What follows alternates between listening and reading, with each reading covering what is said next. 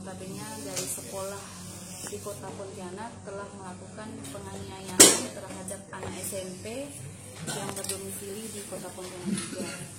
Nah, dalam hal ini dari pengakuan kami menerima pengaduan hari Jumat tanggal 5 April pukul 1 siang, di mana korban didampingi oleh ibu korban langsung ke sini menyampaikan bahwa korban menerima kekerasan fisik yang mengakibatkan akhirnya terjadi kekerasan psikis. Si korban ditendang, dipukul, diseret sampai kepalanya dibenturkan di aspal. Terus ada pengakuan yang ini ada mengena ke bagian vital dari korban, sehingga korban mengalami muntah kuning dan saat ini opname dirawat di salah satu rumah sakit yang ada di Kota Pontianak. Menurut pengakuan korban juga, pelakunya itu ada 3. Pelaku utama yang mana melakukan langsung ini adalah inisial nama 1 NE, 2 TP, yang ketiga FJ. Ini semuanya SMA yang berada di Kota Pontianak. Sedangkan korban itu AU, usianya 14 tahun dari SMP di Kota Pontianak. Nah, dari tadi pagi kami sudah melakukan koordinasi dengan pihak sekolah dari 3 sekolah ini, di mana kami menyampaikan ada berita yaitu yang dimuat di media, salah satu media yang mana menjelaskan secara vulgar. Nah, jangan sampai ini menjadi permasalahan di belakang. Bagaimanapun kita di sini sama-sama bergandengan tangan membuka berita yang secara aktual. Jangan sampai ada menguntungkan salah satu pihak dan merugikan di pihak lain.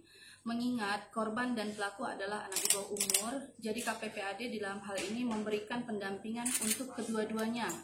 Kami berupaya semaksimal mungkin agar kasus ini jangan sampai masuk ke ranah kepolisian, yaitu sampai ke ranah pengadilan. Mengingat anak-anak ini sama-sama di bawah umur, sama-sama memperoleh hak yang sama, yaitu berhak dilindungi oleh Undang-Undang Nomor 35 Tahun 2014. Selain itu, kami ingin menekankan kembali di dalam Undang-Undang SPPA Nomor 11 Tahun 2012 bahwa bagaimanapun agar dapat memblurkan, tidak membuka identitas secara langsung, tapi karena ini sudah terblow up dengan secara viral di media sosial maupun di media massa, kami tidak bisa untuk ini. Hanya bisa jangan sampai ada bully yang terjadi yang dialami oleh pelaku. Kami akan memberikan pendampingan untuk korban. Kemarin kami sudah memberikan pendampingan yaitu berupa hipnoprana, terapis, dan akan menyusul psikolog klinis untuk pendampingan trauma healingnya. Dan untuk pelaku juga akan kami berikan 2 hal yang sama, yaitu trauma healing dari berupa hipnoprana terapis dan ke psikolog klinis. Itu sedang kita ajukan untuk ke psikolog. Nah, untuk bicara masalah mediasi, kebetulan yang hadir itu adalah 2 rekan kami. Yang sebelah kiri saya ini Pak Tumbur, kebetulan beliau wakil ketua, yang mana beliau menangani masalah anak berhadapan dan hukum. Jadi untuk 3 korban, pelaku utama tadi bersama teman-teman yang tim horenya. Jadi ada 9 tim hore. Karena pelaku ini 12 orang. Nah, ini nanti berkaitan dengan Pak Tumbur yang menjelaskan mekanisme selanjutnya. Sedangkan yang sebelah kanan saya ini Bu Surasti, beliau berkaitan dengan perlindungan pendidikan. Jadi bagaimana nanti untuk melindungi anak ini supaya jangan sampai dikeluarkan dari sekolah dan lain-lain, itu berkaitan dengan Bu Surasti. Silakan untuk menyampaikan Pak Tumbur. Terima kasih Bu Eka untuk rekan-rekan yang kami kasihi. Seperti yang sudah disampaikan tadi oleh Bu Ketua bahwa pada akhir-akhir ini kota kita Pontianak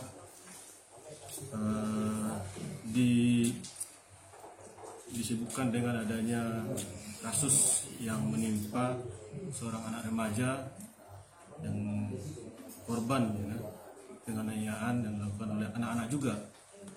Dan ini tentunya menjadi keprihatinan kita bersama, yang dimana korban sampai mengalami trauma yang berat dan luka fisik yang juga sangat berat. Dan saat ini korban berada di rumah sakit.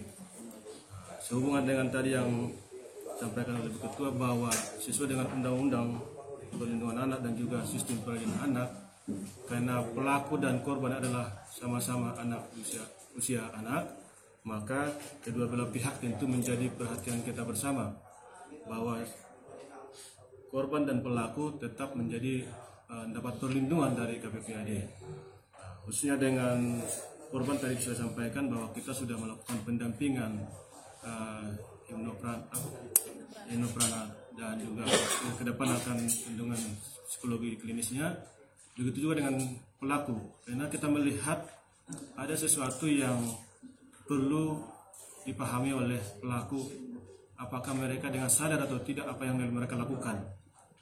Tentunya ini perlu pendampingan psikolog untuk memulihkan atau mengembalikan memulihkan pola pikir mereka sebagai anak. Pelaku anak juga punya hak untuk mendapatkan perlindungan hukum. Oleh karena itu kita akan tetap mendampingi proses ini dengan baik.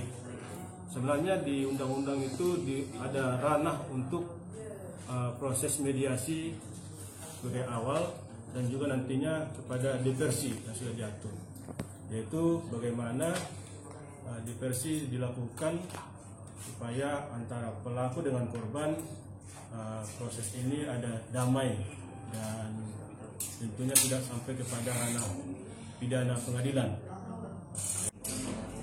Jadi oleh karena itu kita akan tetap mendampingi